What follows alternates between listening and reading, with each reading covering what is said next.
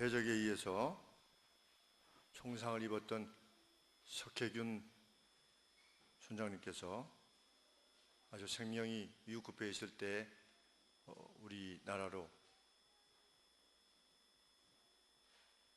국내 병원으로 이렇게 모셔오는 일에 있어서 주도적인 역할을 하신 분이 누구입니까?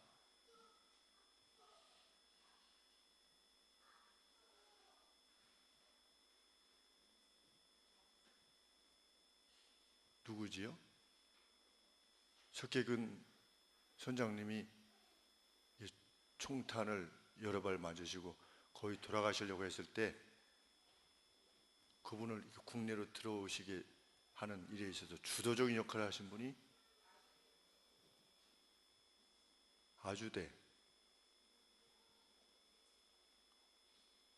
이 유명한 분을, 아주대 무슨 교수지요? 이국종 교수. 네, 영웅도 이렇게 금방 잊혀집니다. 그런데 그쪽에서 중간에 예멘인가요? 어느 나라에서 치료를 받고 있을 때 그 치료비를 내지 않아서 지급 보증을 서야만 보내줄 수 있다. 그래서 급한 바람에 이국종 교수가 내가 나중에 내겠다. 나라도 내겠다. 그래서 지급 보증을 서서 국내로 돌아오게 됐는데 그 지급 보증 때문에 이국종 교수가 마음고생을 굉장히 했다. 왜? 그 누구도 내려고 안 해가지고. 그 이야기를 우리는 듣습니다. 이제야 막 해결이 됐나 보지요. 거기에 관계되어진 경비도 선주협회인가 거기서 대줬다.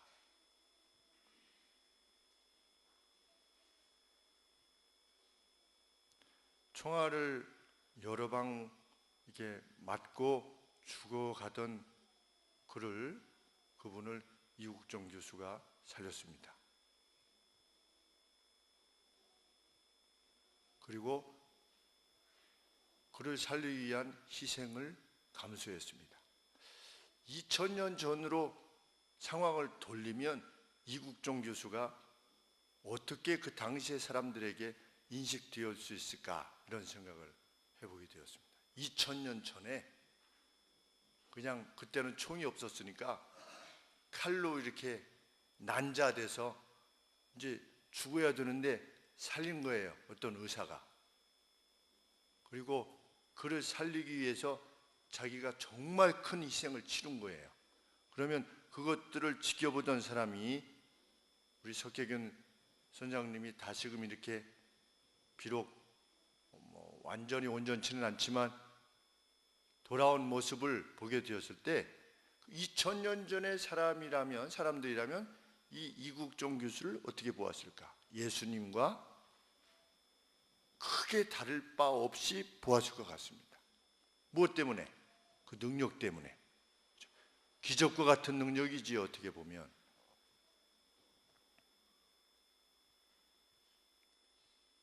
가끔은 그런 생각 어렸을 때 해봤는데 지금의 구식 탱크라도 2000년 전에 있었다면 천하무적이었겠다 이런 생각을 해보게 되는데 지금의 의료 기술이 그 이전에 가졌다면 뭐 백내장 눈이 침침해서 이렇게 안 보인다. 그러면 백내장 우와 이럴 거 아니겠습니까? 그 기적이 있잖아요 당시에.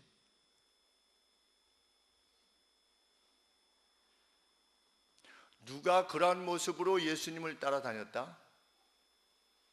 누가 그러한 인식으로 예수님을 인식하며 따라다녔다? 군중들이 따라다녔다. 성경에 이렇게 되어 있는 것입니다. 큰 군중들이 큰 무리가 예수를 쫓더라. 어떤 인식으로? 예수님이 기적을 베푼다더라. 예수님이 좋은 말씀을 하신다더라. 또 군중들은 무엇이 시원했을까요?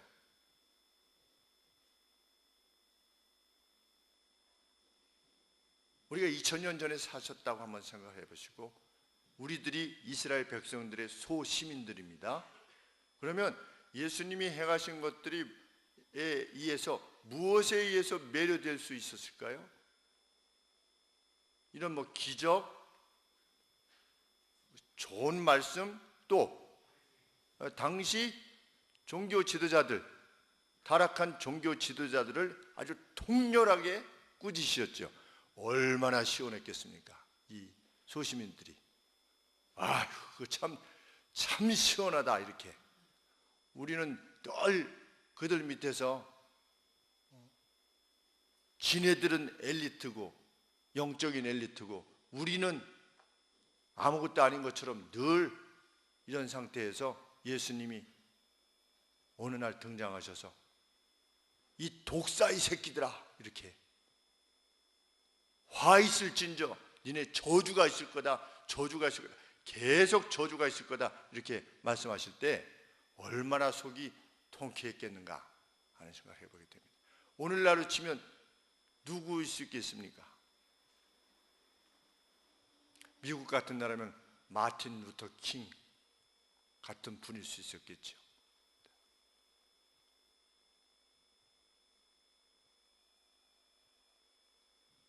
그런데 예수님에 대한 이 기록을 보면 예수님은 이국종 교수보다 조금 다른 점은 메스가 없어요.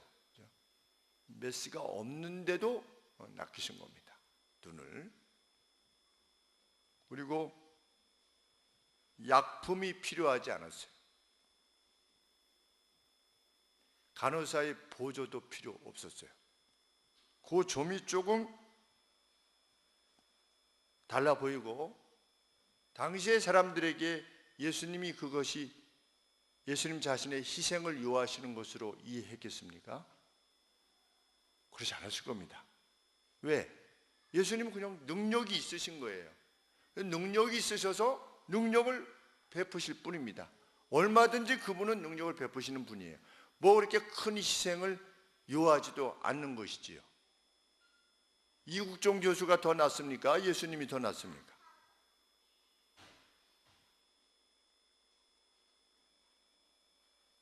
같은 레벨에서 본다면, 물론 보이지 않는 눈을 다시 보게 한다는 차원에 있어서는 그게 더 놀라운 이적일지는 모르겠지만, 우리가 예수님을 안 믿는 사람에게 이 예수님에 대한 내용과 또 이국종 교수님이 행한 그 내용을 이렇게 비교해서 말할 때, 그 누가 이것을 보고, 이 말씀을 보고 우와, 이럴 사람이 얼마나 있겠어요. 당신들이 믿는 예수는 정말 대단한 분이요 라고 이렇게 믿기가 어려울 것입니다. 그냥 능력 있는 어떤 분이 길가에 있는 소경의 눈을 다시금 회복시켜 준 내용입니다. 근데 왜 성경은 이것을 기록으로 남겨놓았을까? 어떻게 보면 사역 초기에 있었던 사건 그대로를 다시금 반복해서 써놓은 것 같이, 예수님께서 사역 초기에 누구를 낚으셨는가? 소경된 자를 낚으셨습니다. 그런데 그 내용을 살펴보면 지금의 내용하고 거의 좀 비슷해요. 그런데 한 번 써놓으면 될 것인데 왜 또 써놓냐는 것이지요. 사도 요한이 무엇이라고 그 뒤에 말미에 기록해 놓았냐면, 예수님께서 세상에서 행하신 것을 다 기록해 놓을 수가 없다. 정말 많아서. 그런데 왜 이 비슷해 보이는, 사역 초기에 비슷해 보이는 이 내용을 예수님의 사역의 말미에 또 기록해 놓았는가?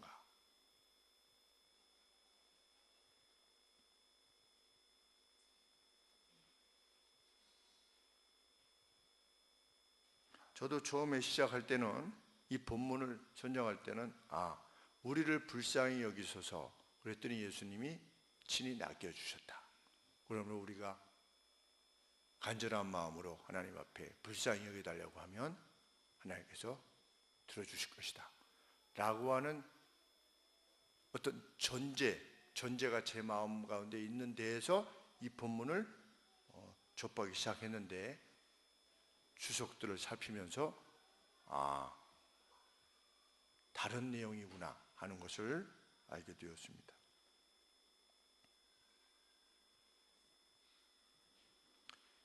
여러분들께서도 이 본문을 보실 때 시력을 상실한 소경 거지들이 시력을 찾은 것에 눈이 돌려질지 모르겠습니다. 아, 소경들이 눈을 도로 찾게 되었구나 라고 하는 점에, 그래서 예수님의 눈에 들기만 하면 나도 눈을 뜨는 것 같은 이적을 맛볼 수 있겠구나 하는 것에 이 사건에 이해를 두고 싶어 할지 모르겠습니다. 그렇지만 복음서 기록자들은 이 내용을 기록할 때 좀 다른 목적을 가지고 기록합니다. 이 본문의 핵심은 다윗의 자손입니다. 그들이 외쳤던 다윗의 자손. 처음에 예수님께서 사역 초기에 3년 전에 사역 초기에 복음을 전하시면서 소경의 눈을 낫게 하셨습니다. 그랬더니 그때 뭐라고 불렀냐면 그 소경되었던 사람이 다윗의 자손이요 이렇게 불렀습니다. 그때 예수님이 어떻게 하셨습니까?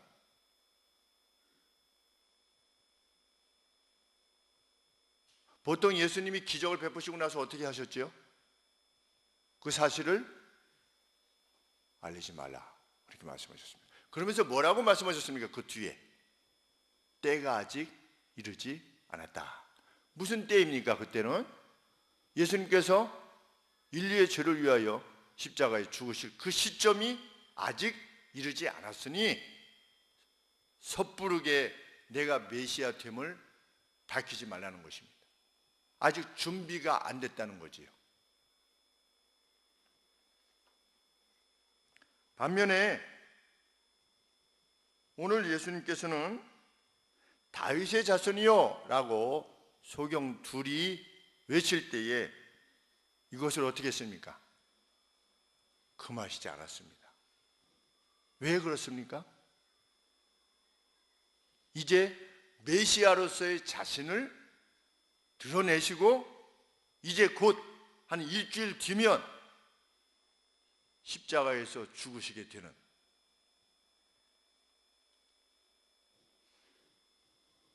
구약에서 약속한 다윗의 자손, 예수님보다 약 1000년 전 다윗에게 내 후손이 올 것이다, 그에게 영원한 보좌를 왕권을 줄 것이다 라고 했던 그 다윗의 왕권을, 그 왕권에 대한 예언을 성취할 분으로서 자신을 사람들이 이제는 이해하게 되는, 이해해도 되는 그 마지막 시점이 온 것을 주님은 아신 것이지요. 그러므로 거지 둘이서 다윗의 자손이요 다윗의 자손이요 이렇게 외쳤을 때에 예수님께서는 그것을 막지 않으신 겁니다. 이것은 무엇을 말해주는 겁니까? 예수님이 자신의 죽음을 스스로 결정하시고 나아가셨다는 겁니다.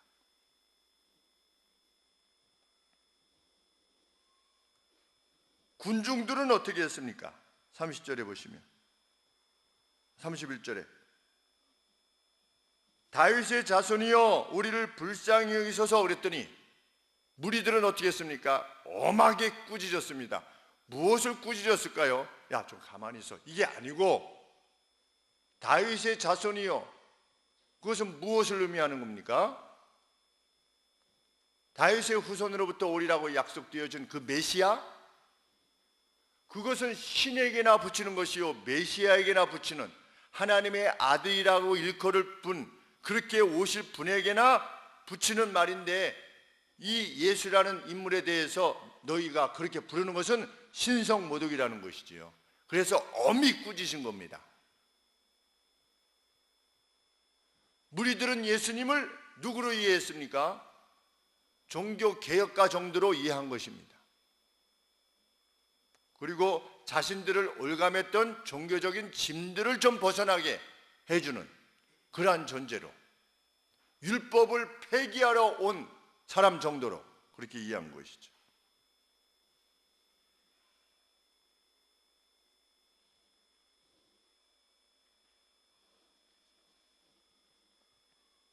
예루살렘을 향하시던 주님은 우리 21장 보시면 예루살렘에 이제 곧 들어가십니다.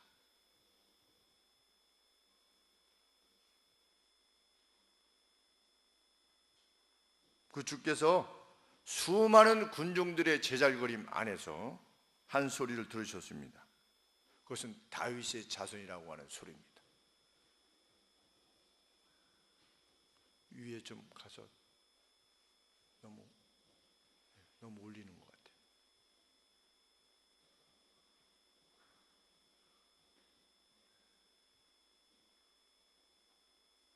예수님은 가시던 길을 멈추셨습니다. 그것은 그들이 크게 외쳤기 때문이 아니라 그들이 외쳤던 내용 때문입니다. 다윗의 자손이여 라는 외침을 들으셨을 때 가시던 길을 멈추시는 분이십니다. 누가? 예수님은. 달리 말하면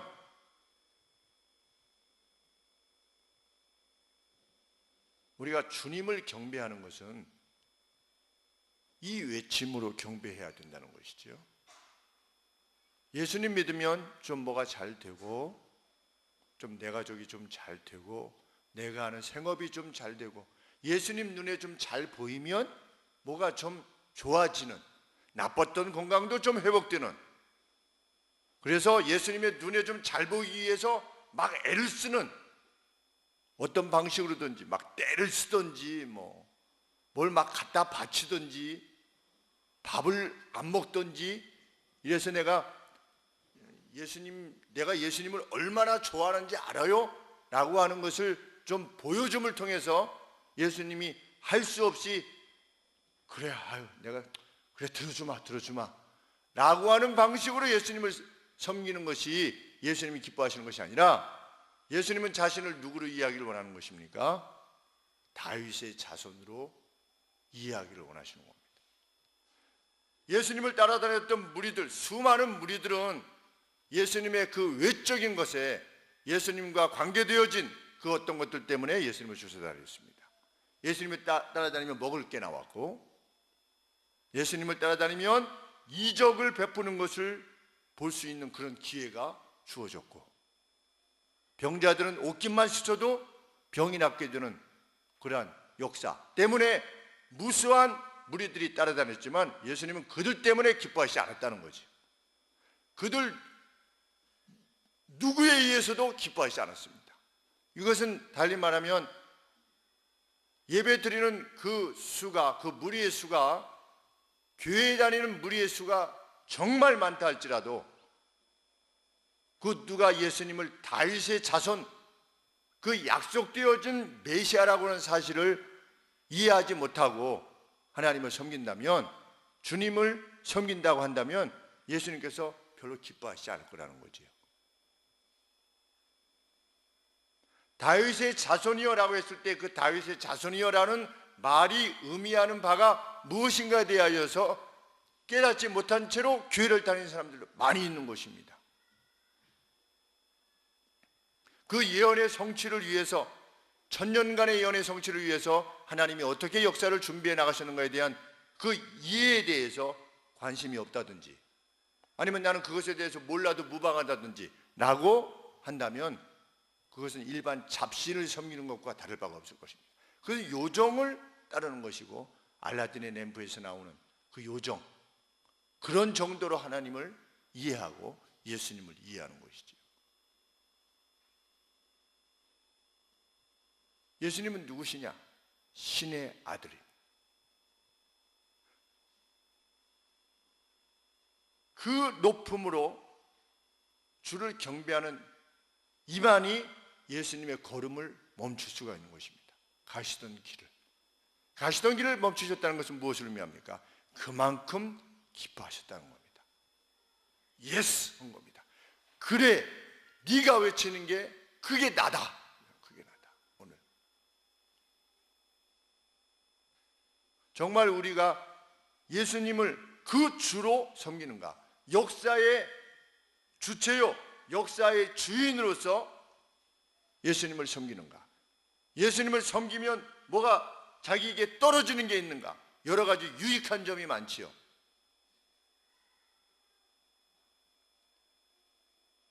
어느 교회를 선택해서 나가는 것이, 택하여서 나가는 것이 자기에게 어떤 유익이 될 것인가, 이런 걸 묻는다면 그냥 무리에 불과할 뿐입니다. 50년을 믿었든지 100년을 믿었든지 이 교회에 속하여 내가 사는 것이 내게 얼마나 내가 서비스를 제공받을 수 있는 것인가 에 대해서 관심하며 신앙생활을 한다면 주님이 나를 위해서 얼마나 서비스해 주실 것이냐, 주님이 내 생업을 위해서 얼마나 서비스해 주실 것이냐, 내 자녀들을 얼마나 위해서 서비스해 줄 것이냐 라고 하는 것에만 관심한다면 우리는 무리죠. 무리. 다윗의 자손으로 고백하지 못한다면,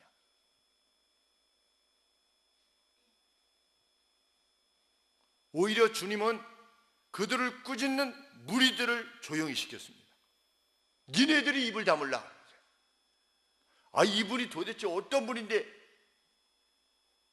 그러긴 하지만 어떻게 신의 이름을 붙일 수 있어? 그만해 이제. 그런데 예수님은 오히려 그들의 입을 잠잠케 하셨어요. 니네들이 틀렸다는 거죠. 나는 이 소경이 고백하는 그 메시아 역할을 위해서 이제 간다는 겁니다. 그리고 약 10일 내에 십자가에 달리심으로 그 메시아의 일을 이루셨습니다.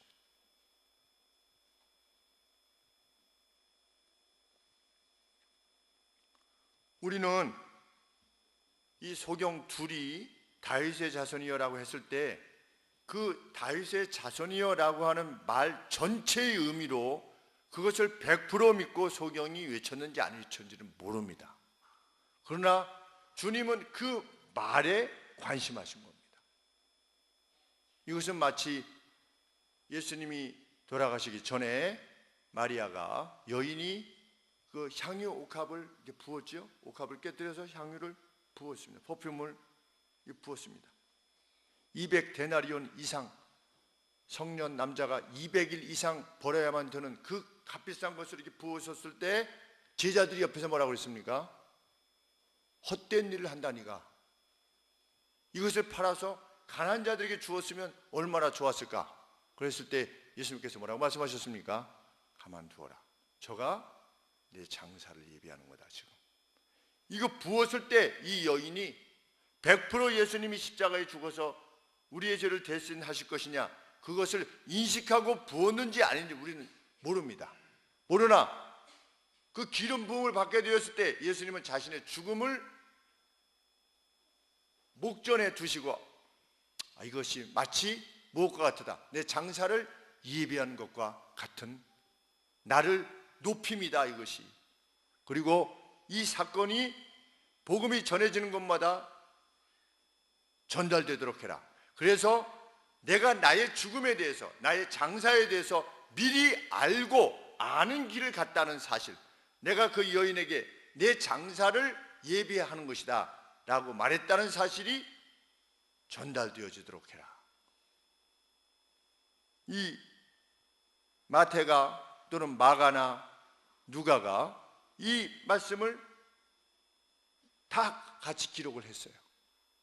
여러 기적들이 있었지만 이 별것처럼 보이지 않는 이 기적에 대해서 기록해 놓았습니다. 그 이유는 무엇입니까? 예수님은 아시는 죽음을 가셨다는 겁니다. 그리고 예수님은 그 아시는 죽음을 가실 만큼 역사의 주인으로서 가셨다는 사실을 이러한 사건을 통해서 드러내셨음을 이 성경 기록자들이 남긴 것이지.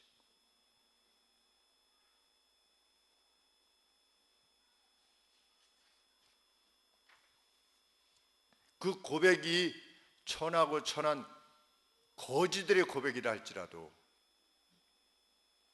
주님은 그들의 고백을 참된 것으로 여기셨습니다. 그리고 소경들에게 주목하셨습니다. 우리들 가운데 세상적으로 볼 때 거지와 같은 이들이 있을 수 있습니다. 세상적으로 볼 때 낮고 천한 자리에 있는 사람이 있을 수 있습니다. 그것이 지위건 건강이건 아니면 돈이건 세상 사람들이 볼 때 정말 하찮아 보이는 것 같은, 가장 저주받아 보이는 자리에 있는 것 같은 그런 사람이 있을 수 있지만, 그가 예수 그리스도를 이같이 고백한다면 예수님은 그에게 주목하실 것입니다. 가시던 길을 멈추시는 것이지요. 예수님의 관심을 끌을 수 있는 것입니다. 예수, 네가 제대로 고백하는구나. 네가 내 백성이여, 네가 내 자녀다.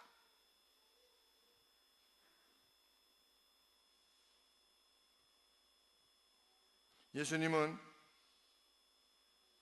그렇게 호소하면서 자신들을 불쌍히 여기달라고 하는 그들의 호소에 애정으로 그 마음이 움직이셨다. 성경이 이렇게 기록합니다. 34절에 moved 하셨다. 마음이 움직이셨다. 뭘로 움직이셨냐? with compassion이라고 했습니다. compassion. 애정으로 인하여 그 마음이 움직이셨다.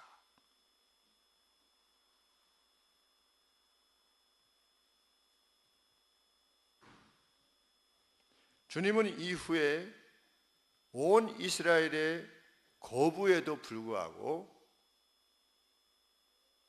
그분의 애정을 포기하시지 않으신 채로 십자가로 나아가셨습니다. 그것이 다윗의 자손으로 오신 메시아의 가슴입니다.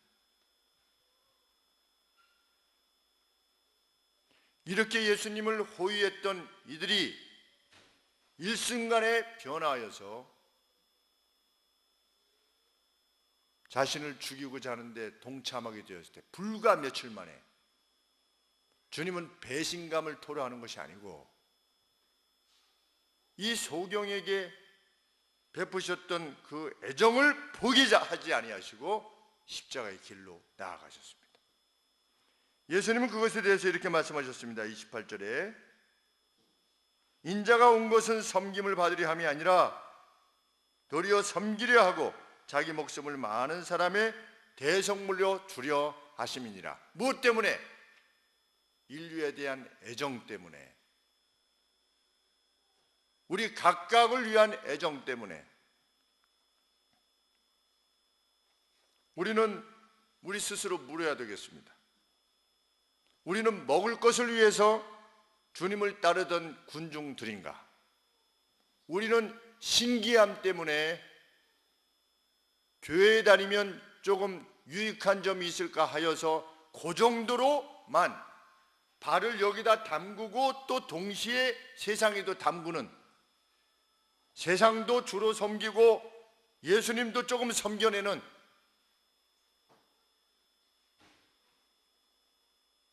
그러한 존재로 주님을 고백하며 사는 무리일 뿐인가? 아니면 성도일 뿐인가? 둘 중에 하나를 결정해야만 됩니다. 하나님 앞에서는 중간은 없다고 그러셨죠.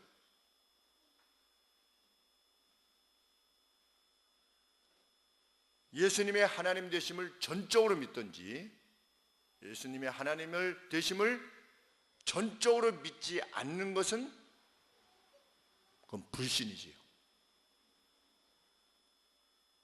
우리는 예수님을 하나님이 인류의 죄를 위하여 보내신 유일하신 분으로 믿고 그분이 초림 때에는 섬기고 사랑으로 오실 사랑의 주님으로 오셨지만 두 번째 오실 때에는 주님의 말씀대로 재판장으로 왕으로 오실 것이라는 사실을 우리는 믿어야 됩니다. 우리는 과연 그렇게 믿고 있는가? 하나님을 섬길 때 하나님께 드리는 예배가 그 왕, The Most High라고 그러죠. 지존자, 지존하신 하나님 앞에서의 경배인가? 우리의 주일은, 우리의 주님의 날은 지존하신 그 하나님 앞에 드리는 그 날인가? 하나님께서 정하신 날인가? 우리는 그렇게 이 날을 준비하고 맞고 그렇게 행하고 있는가? 우리는 스스로 물어야 되겠습니다.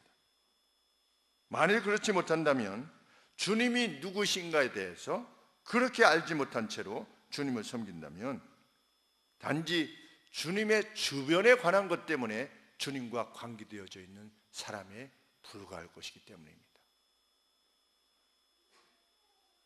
그는 군중일 뿐입니다.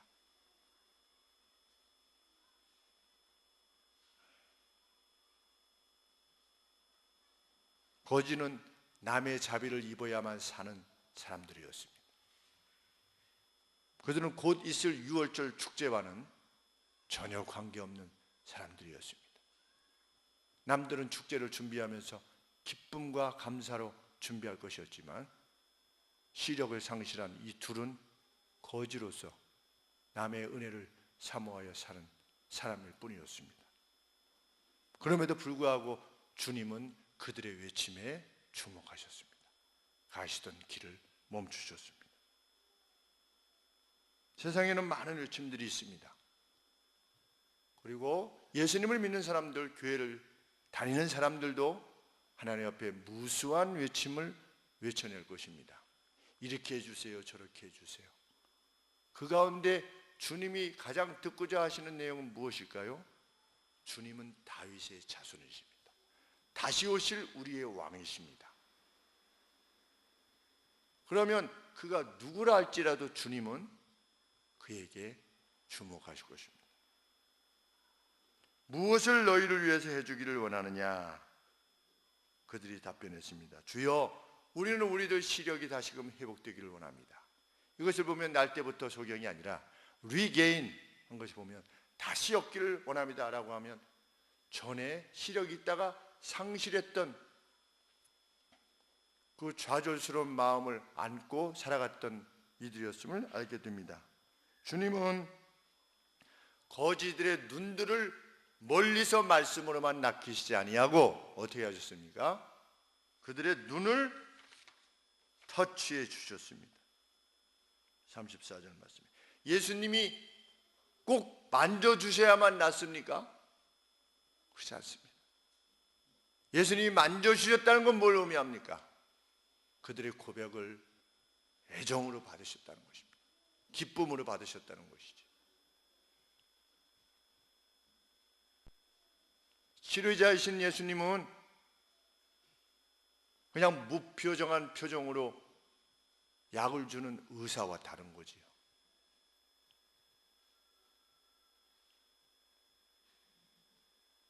우리 주님은 다윗의 자손으로서 오신 주님의 그 의원 되심이 과연 어떠한 것일 수 있었던가를 보여주는 장면입니다. 저희의 눈을 만져주시니 저들이 곧 보게 되었다. 그리고 저희가 예수를 쫓았다. 무엇을 의미하는 겁니까? 예수님의 제자가 되었다는 겁니다. 팔로우 했다. 예수님 막지 않으셨지요?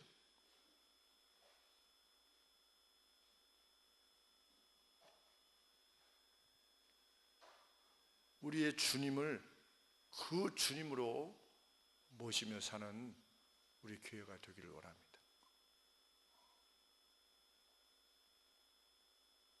주님이 우리의 눈을 낚이실런지 낚이시지 않을런지 우리는 모릅니다.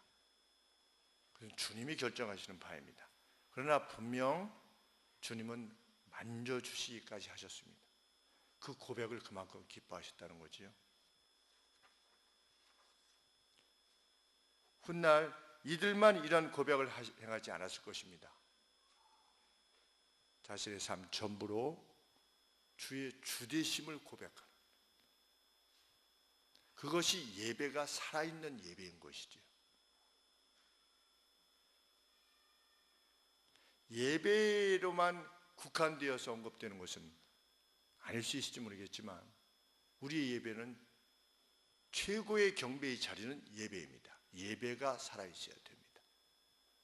살아있는 예배를 위해서 우리 각각이 행할 바가 무엇인가를 우리는 다시 한번 생각해 보아야 될 것입니다.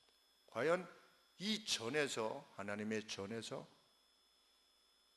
우리가 경배하는 그 주님은 다윗의 자손입니다 라고 하는 그 그 장대한 스케일 가운데서 오신 주님을 고백하는 그 경배로서 우리가 드려주기 위해서 몸과 마음을 준비해야 할 것입니다.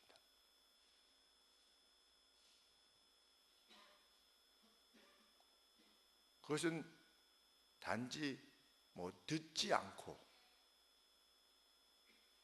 집중하지 않고 이런 차원의 것하고는 전혀 다른 것이죠.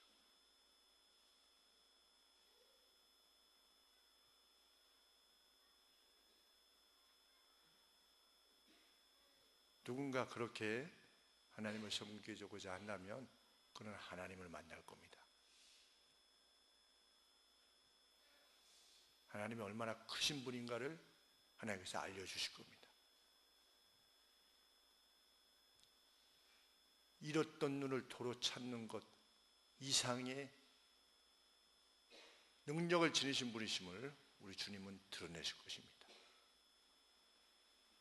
우리가 정말 두려워해야 되는 것은 주님이 나를 쳐다보시지 않으실까가 아니라, 우리 주님이 나를 주목하지 않으실까가 아니라, 주님이 나를 주목하실 만한 고백이 내게 있는가, 그리고 그 사인들이 내게 있는가, 내가 전심으로 그렇게 주님을 기대하고 있다라고 하는 것에 대한 나의 열매는 무엇이며 나의 행동은 무엇이며 나의 준비됨은 과연 무엇인가 하는 것이 진짜로 두려워해야 될 바일 것입니다. 누군가 길가의 자리에서 거지의 자리에 있다 할지라도 그의 가슴이 그것으로 가득 차 있다면 주님은 여전히 지금도 그를 주목하고 계시는 것입니다. 그 자리에서도 주님은 자신의 주되심을 그 어떤 형태로든지 드러내실 것입니다. 그 믿음이 있는 우리 교회가 되기를 원합니다. 기도하겠습니다.